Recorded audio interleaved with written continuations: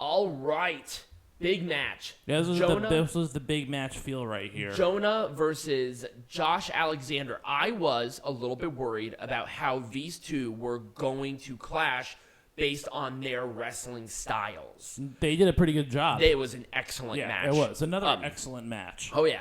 Jonah, even though he lost, still looked like a total beast of a man. Oh, yeah. And Josh Alexander really rose up from the ashes to really make sure and secure his place as being in the main event scene with Impact. Right. And I was very happy about that because after you lose the championship as quickly as he did, it's going to be a hard thing to do because he has right now the shortest reign as the TNA, NWA World Heavyweight, and Impact World Champion, that lineage, because it all shares. He has the shortest reign.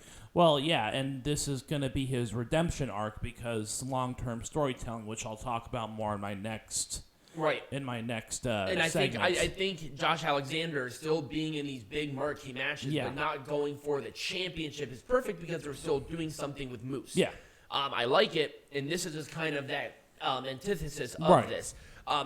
Jonah was at the Impact Wrestling tapings, I believe, the rest of that time. Yeah. Is he still signed with the company, or was it a short-term deal? He's still signed, I think, at least through April. Okay. I wasn't sure. So through Rebellion, the next pay-per-view. Oh, okay. Yeah. I wasn't sure about that.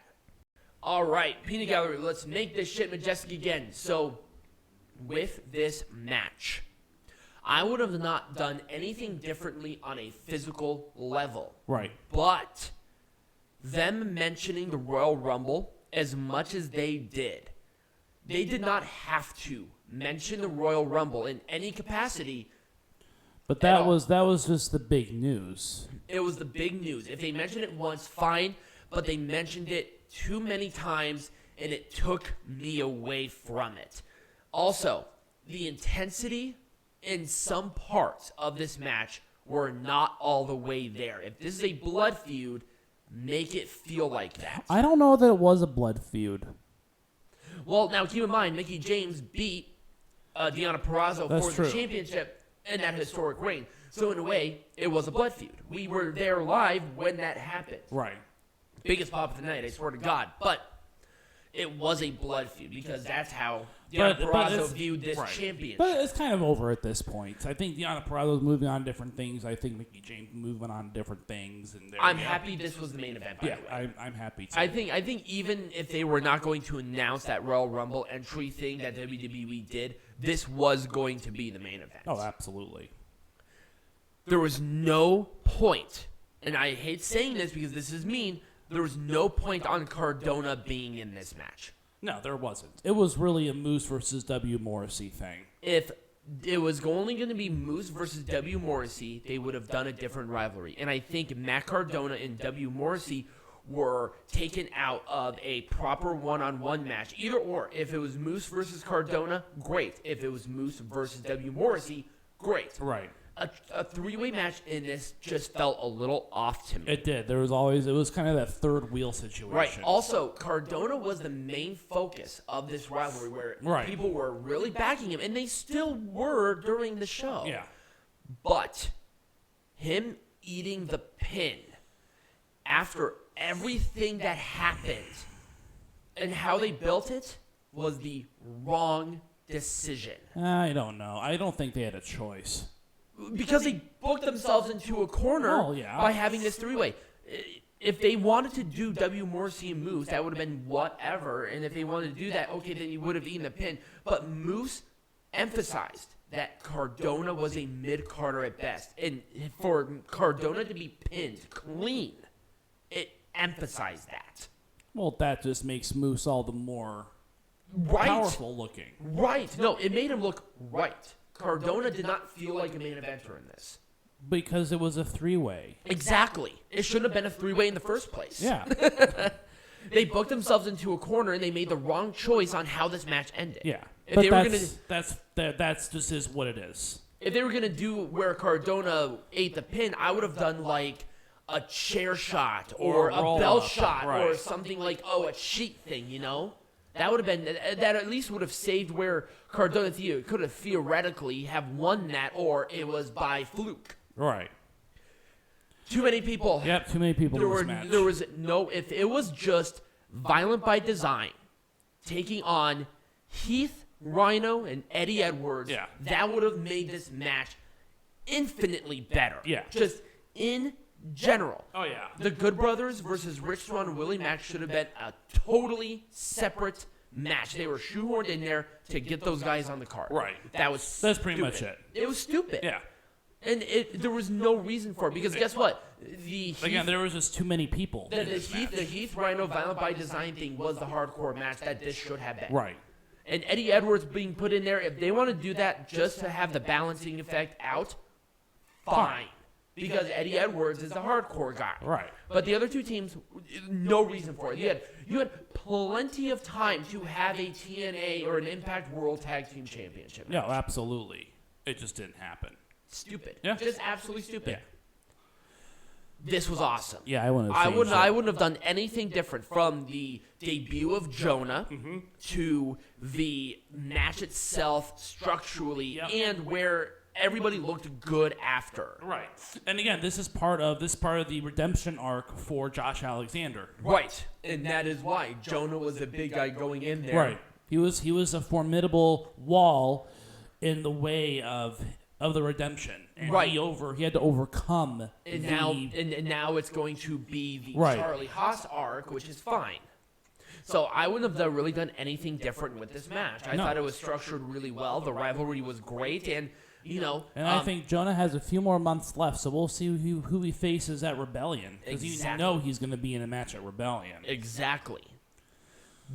So I would not have changed a thing. I wouldn't have changed a thing with it. I may have wanted to have Jonathan Gresham maybe do something with Impact a little bit more before the show itself, because it just felt like a cold title match to me. It pretty much And it was good structurally. I wouldn't have done anything different inside of that. But I really wish they would have built a story around, hey, let's up the ante. Let's make it pure rules. We didn't know it was pure rules until the match started. Right.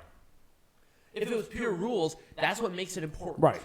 It was just, there were just some story aspects with this that could have been done better. A little bit better, absolutely. Right. So that was just kind of the only thing for me as it relates to that. I wouldn't have done anything different with this in every single way, shape, or form, including the winner. Right. Because Steve Maclin is now even more pissed off than he was before. What's his next move? Maybe as soon as Charlie Haas's match is done, it's going to be Maclin versus Alexander.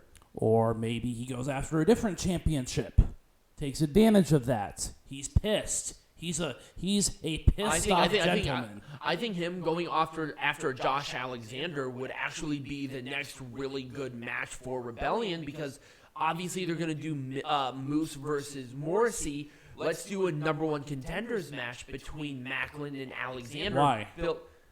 Because both Why? of them Maclin lost. Maclin's just a pissed off redneck now.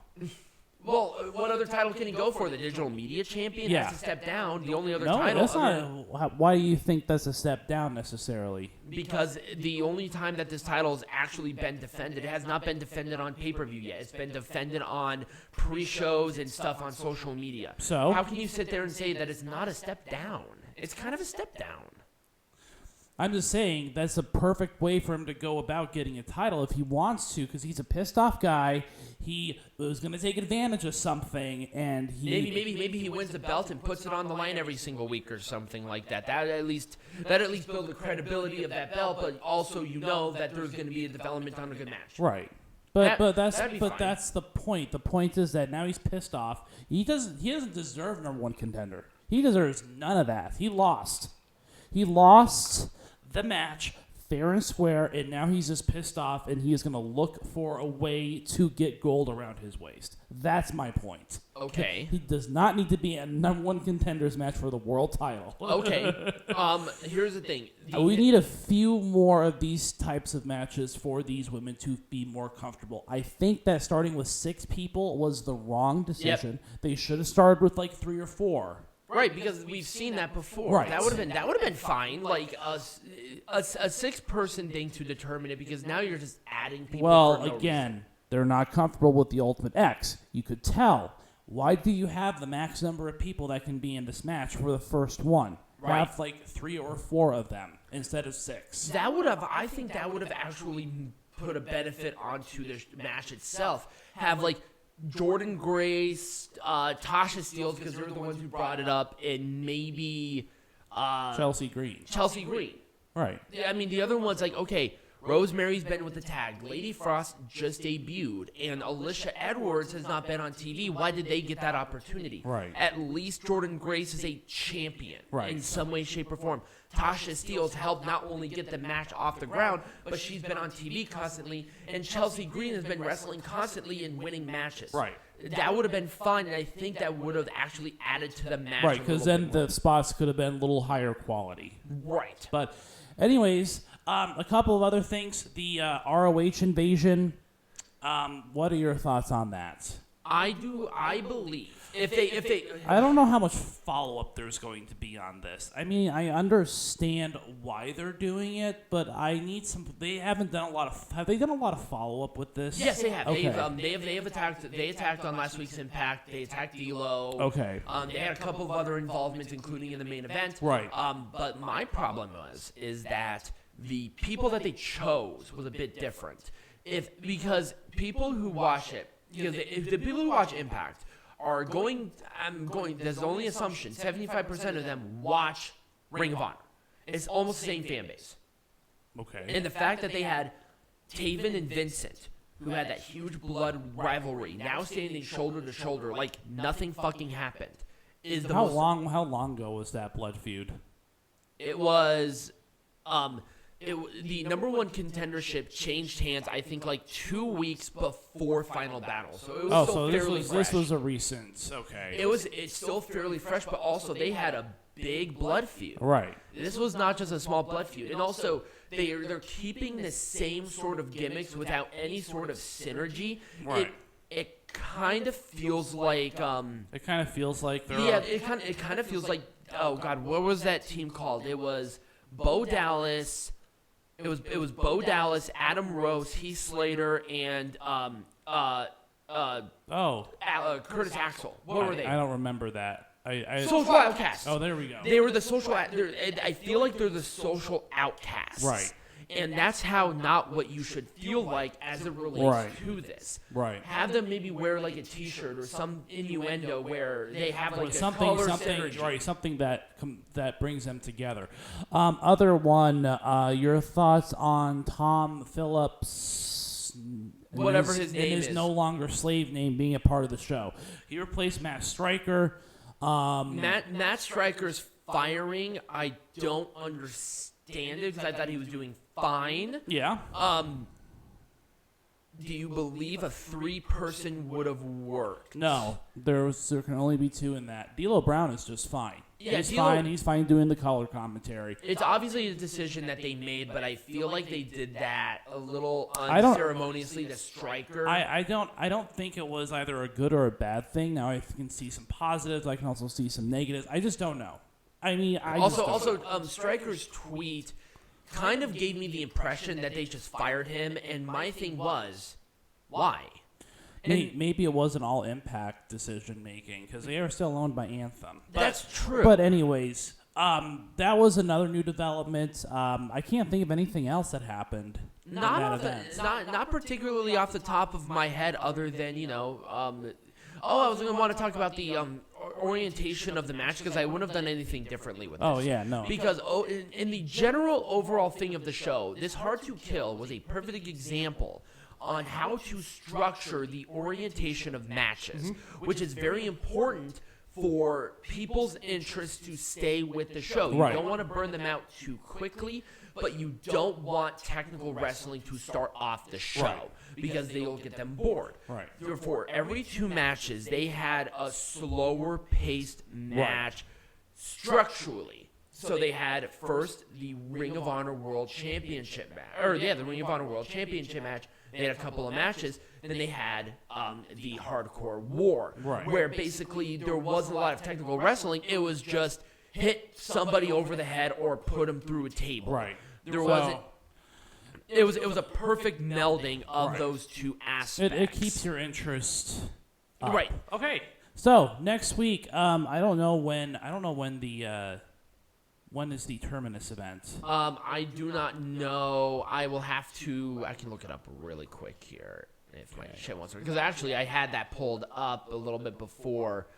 I don't think it's actually anytime soon. I thought it was like later this month.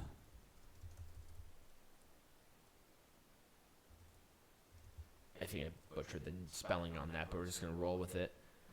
Wikipedia, work with me today. They're not going to. I don't think it exists. You don't think? I don't think there's a page for it. Okay, I will double check on that. I think it's next week. I think it's on the 16th. I could be wrong. Anyways, we're gonna cover that if that's being covered. If not, then today's the 16th. I think it's the 23rd. Anyway, so So we'll cover that if that is indeed a part of next week. If not, we'll have a topic. It's TBD.